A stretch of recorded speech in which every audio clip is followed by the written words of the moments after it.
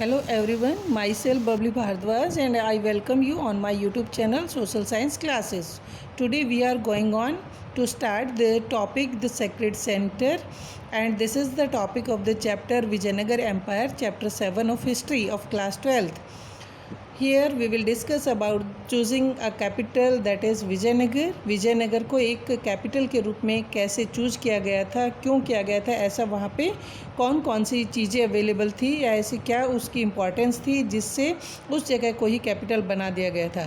क्योंकि कैपिटल उसी को बनाया जाता है जहाँ पर या तो कोई पर्टिकुलर एक्टिविटी होती हो या फिर वो सेफ जगह हो, इसलिए उसको बनाया जाता है. तो ऐसा इस जगह के साथ कौन कौन सी बातें जुड़ी हुई है जिसके कारण इसको कैपिटल बनाया गया था. So let's start to discuss. We now move to the rocky northern end of the city on the bank of Tungabhadra. Tungabhadra का जो नॉर्दर्न एंड है वहाँ की बात हम करते हैं. वहाँ वो एक रॉकी एरिया है, वो एक चट्टानी एरिया है. यहाँ पर एक लोकल ट्रेडिशन के अकॉर्डिंग क्या बताया गया है कि इन पहाड़ियों में कौन रहते थे. यहाँ पर एक मंकी किंगडम होता था, एक बंदर साम्राज्य था वाली और सुग्रीव का. जिस वाली और सुग्रीव का रामायण में भी मेंशन कर रखा है वो उनकी पहाड़ियाँ बताई गई हैं. ऐसा ही एक और ट्रेडिशन के बारे में बताया गया है कि जो एक पंपा देवी थी, इनकी मदर गॉडेस थी, मातृ देवी, उन्होंने इन्हीं पहाड़ियों में पिनेंस की थी, तपस्या की थी. क्यों की थी? In order to marry Virupaksha, क्योंकि वो विरूपक्ष नाम के एक देवता से मैरिज करना चाहती थी. और ये जो विरूपक्ष गॉड थे वो भगवान शिव की ही फॉर्म के में माने गए थे, रिकॉग्नाइज किया गया था. उसी दिन से टू दिस डे उनकी जो मैरिज है हर साल उनके उसी दिन को मैरिज सेलिब्रेशन के रूप में सेलिब्रेट किया जाता है. ये विरूपक्ष मंदिर में ही होता है. इन सभी पहाड़ियों में कुछ जैन टेम्पल्स भी पाए गए, जैन मंदिर भी पाए गए, लेकिन वो कब के हैं? वो हैं विजयनगर एम्पायर के फाउंडेड होने से पहले के, प्री विजयनगर पीरियड. उससे विजयनगर एम्पायर से पहले का टाइम पीरियड के कुछ जैन मंदिर भी पाए गए हैं. अगर और कहा जाए, ये जो एरिया है यहाँ पर बहुत सारे सेवरल सेक्रेड ट्रेडिशंस के साथ जुड़ा हुआ है. यानी विजयनगर एम्पायर में बहुत सारे मंदिर, बहुत सारे सेक्रेड प्लेस देखने को मिले हैं. Next, temple building in the region had a long history. यहाँ पर मंदिर बनाना एक लंबा इतिहास रहा है. अगर बैक डायनेस्टीज़ का जिक्र किया जाए तो कौन कौन सी ऐसी बैक डायनेस्टीज़ थी? वो थे पल्लवास, चालुक्यास, होयसाल्स और चोलास. ऐसे बहुत सारी डायनेस्टीज़ थी, रूलर्स थे जिन्होंने यहाँ मंदिर बनवाए थे. रूलर्स अपने आप को रूलर्स यहाँ टेम्पल बिल्डिंग को एनकरेज करते थे. क्यों? क्योंकि वो अपने आप को हमेशा डिवाइनिटी के साथ जोड़ना चाहते थे. डिवाइनिटी मतलब देवी देवताओं के साथ या आध्यात्मिकता के साथ अपने आप को जोड़ना चाहते थे, इसलिए मंदिर बनवा रहे थे. Often the deity was explicitly and the implicitly identified with the king. क्योंकि जितने भी देवता थे, जितने भी डेटीज़ थे, उन सभी डेटीज़ को डायरेक्टली और इनडायरेक्टली मैनर से राजाओं के नाम के साथ ही जोड़ा जाता था. जो मंदिर बनवाए गए मंदिर ऐसे होते थे, वो सेंटर ऑफ लर्निंग के रूप में भी काम करते थे. सेंटर ऑफ लर्निंग मतलब वहाँ पर शिक्षा दी जाती थी, अदर एक्टिविटी भी वहाँ पर होती थी, स्किल डेवलप की जाती थी वहाँ पर. Besides ruler and other often granted land and other resources for the maintenance of temple. यहाँ तक कि रूलर ज़मीन दान में देते थे और दूसरे और कैश और काइंड की फॉर्म में पैसा या और दूसरे चाहे अनाज है वो भी टेम्पल के मेंटेनेंस के लिए दिए जाते थे. Consequently temples developed as a significant religious, social, cultural, economic centre. Temple एक इम्पॉर्टेंट प्लेस के रूप में उभरे जहाँ पर हर तरह की एक्टिविटी होती थी, रिलीजियस भी, धार्मिक एक्टिविटी भी, सामाजिक भी, सांस्कृतिक और आर्थिक एक्टिविटी वहाँ पे होती थी. हर तरह का काम होता था, इसलिए मंदिरों को ज़्यादा इम्पोर्टेंस दी गई थी. उस पॉइंट ऑफ व्यू से अगर देखा जाए तो रूलर्स मंदिरों के कंस्ट्रक्शन में, उनकी रिपेयरमेंट में और उनकी मेंटेनेंस में बड़ा इंपॉर्टेंट रोल प्ले करते थे. रीज़न क्या था कि उनको स्पॉट लेना था और उनको रिकॉग्निशन देनी थी. किसको? अपनी पावर को, अपनी वेल्थ को और अपनी निष्ठा को. पाइटी क्या होती है? निष्ठा. उनको मंदिर बनवा कर ही वो अपने पावर को, अपने प्रेस्टीज को बढ़ाते थे, इसलिए ज़्यादा मंदिर बनवाने पर जोर दिया जाता था. It's likely that the very choice of the site of the Vijayanagar was inspired by the existence of the Seren of Virupaksha and Pampa Devi। इस साइट को एक कैपिटल के रूप में मानना, मतलब कौन सी साइट? विजयनगर को एक कैपिटल के रूप में चूज़ करना, मतलब क्यों था, क्या था? ये था कि वहाँ पर दो ऐसे मंदिर हैं, एक तो विरूपाक्ष मंदिर और एक पंपा देवी। इन मंदिरों के होने से ही इसको एक कैपिटल का दर्जा दिया गया था। In fact Vijayanagar kings claimed to rule on behalf of the god Virupaksha. Vijayanagar के राजा जो थे वो अपने आप को मतलब जो भी वो शासन करते थे वो विरूपाक्ष देवता के नाम पर शासन करते थे अपने आप। अगर वो कोई साइन भी करते थे, कोई रॉयल ऑर्डर पास करते थे, कोई शाही आदेश पास किया जाता था तो उस पर भी श्री विरूपाक्ष के ही साइन होते थे। राजा अपना नाम के साइन नहीं करते थे। और वो कौन सी भाषा में होते थे? वो होते थे कन्नड़ भाषा में, कन्नड़ स्क्रिप्ट में होते थे। Rulers also indicated their close link with the god. Ruler जो है राजा देवताओं के साथ अपना एक क्लोज लिंक बताते थे कि उनके सबसे ज़्यादा समीप, सबसे पास में अगर हैं तो वो रूलर्स हैं। वो हमेशा अपने नाम के साथ हिंदू सुरतराना नाम जोड़ते थे। जैसे हिंदू सुल्तान कहा जाता है ऐसे ही वो अपने नाम के साथ हिंदू सुरतराना जोड़ते थे। ये अरेबिक टर्म सुल्तान को संस्कृताइज किया गया है, संस्कृत में कन्वर्ट किया गया है, सुरतराना कर दिया है सुल्तान का। तो ये सुल्तान का मीनिंग क्या होता है? किंग होता है। इसका सीधा सा मतलब क्या हुआ? हिंदू सुल्तान। अगर और ट्रेडिशंस की बात की जाए तो दे मतलब वो किंग, वो रूलर्स जो है जितनी पुरानी ट्रेडिशंस थी उन सबको उन्होंने अडॉप्ट किया हुआ था, अपनाया हुआ था। रूलर्स ने वहाँ पर कुछ नई इनोवेशंस भी की, कुछ नए ट्रेडिशन भी बनाए, कुछ नए रूल भी बनाए और उनको आगे डेवलप भी किया था।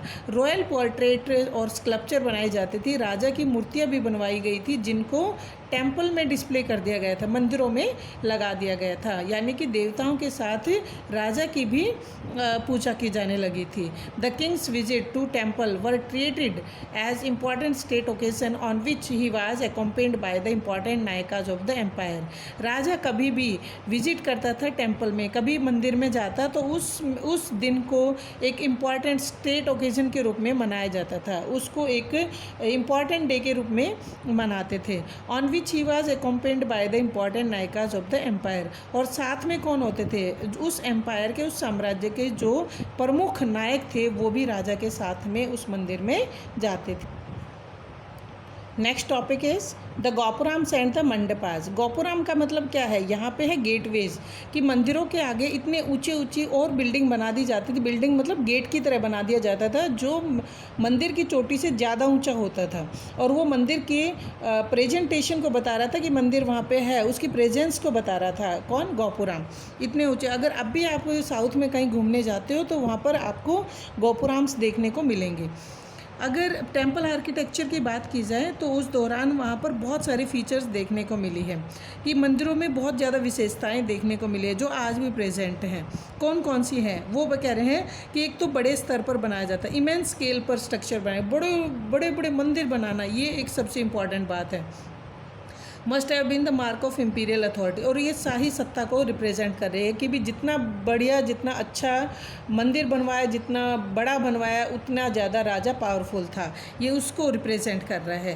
The best exemplify by the Raya gopuram. और इसकी सबसे अच्छा उदाहरण कौन सा दिया है? राय गोपुराम का, जो फिगर 7.7 है। पीछे हमने पिछले पेजेस पे वो दिया हुआ है। अब ये कह रहे हैं जो रॉयल गेटवेज बना रखे हैं वो रॉयल गेटवेज टावर को भी छोटा बना देते हैं। ड्वार्फ करना, छोटा बना देना, बोना बना देना, यानी कि उसके सामने टावर भी छोटे लगते हैं। And signalled the presence of the temple from the great distance. और सिग्नल्ड, इससे पता चल जाता है कि प्रेजेंस ऑफ द टेम्पल, कि मंदिर वहाँ पर है। किसको देखकर? गेटवे को देखकर पता चल जाता है। अब जो हमने विरूपाक्ष टेम्पल के बारे में बताया था, ये तो विरूपाक्ष टेम्पल का प्रॉपर इमेज दे रखी है, प्रॉपर पिक्चर दे रखी है, ये उसकी ड्राइंग दे रखी है विरूपाक्ष मंदिर की। ये तो एक रफ स्केच है और ये है पूरे अच्छे तरीके से जो उसकी पिक्चर ली हुई है, तो उसके बारे में है यहाँ पर दे रखा है। This picture is about the Kalyana mandapa. ये कल्याण मंडप का एक इमेज है और यहाँ पर सारे डिवाइन वेडिंग होती है, जितने भी गॉड गॉडेसेस की मैरिज हैं वो यहाँ पर की जाती हैं और इसमें एक अच्छा सेलिब्रेशन किया जाता है। तो ये क्या है, एक मंडप है। हमने गेटवे का क्या जिक्र तो किया था जो गोपुराम्स है, अभी हम मंडपाज के बारे में भी बात करेंगे। ये एक पिलर दिखा रखा है, उस पिलर के ऊपर अच्छी कार्विंग कर रखी है, ये वाला जो दिखाया हुआ है।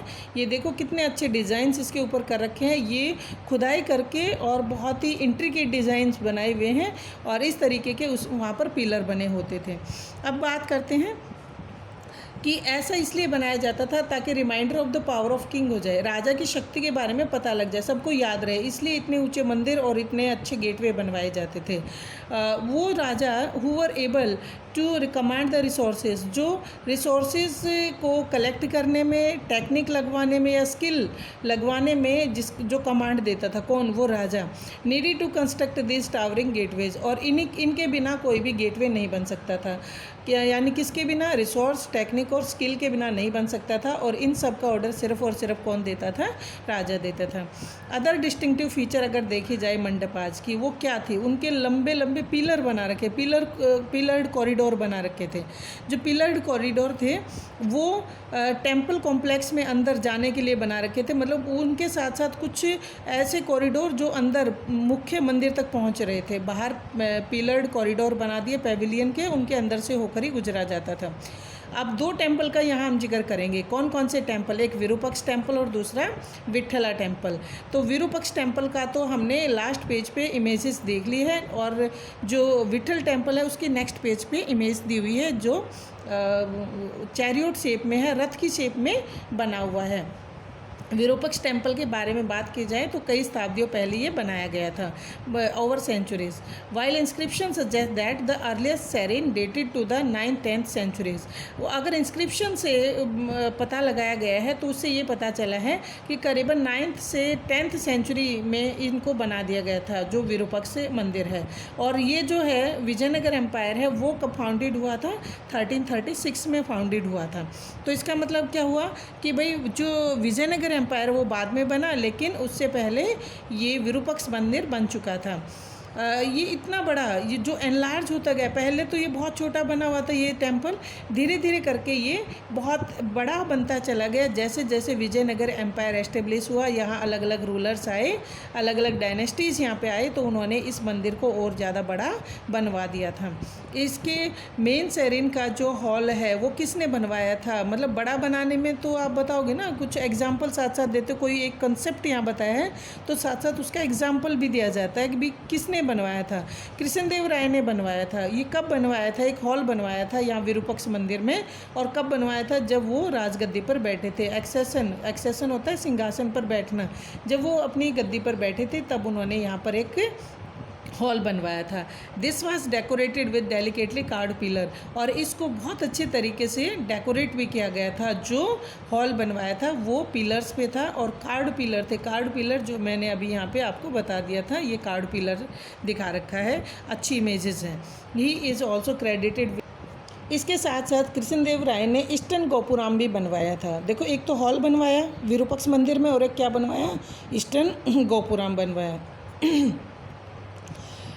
These addition meant that the central serine came to occupy a relatively small part of the complex। इसका मतलब क्या था कि भाई इसका जो सेंट्रल सेरिन था वो पहले बहुत छोटा था और बाद में ये धीरे धीरे करके बड़ा बन गया था या फिर और ज़्यादा ऊंचा बन गया था। टेम्पल के हॉल्स का अगर जिक्र किया जाए तो अलग अलग पर्पज़ के लिए यूज़ किए जाते थे। कुछ तो ऐसे स्पेस थे, ऐसी जगह थी जहाँ पर गॉड की इमेजेस को रखा गया था, और जो स्पेशल प्रोग्राम वहाँ पे होते थे, ऐसे बड़े बड़े हॉल बना दिए गए थे। क्या क्या स्पेशल प्रोग्राम होते थे, म्यूज़िक, डांस, ड्रामा वहाँ पे किए जाते थे। अदर्स मतलब अदर हॉल वर यूज्ड, और दूसरे हॉल जो बने हुए थे वो मैरिज सेरेमनी को सेलिब्रेट करने के लिए बना रखे थे, या फिर और भी कुछ बहुत सारे हॉल बने होते थे, कोई एक या दो नहीं थे।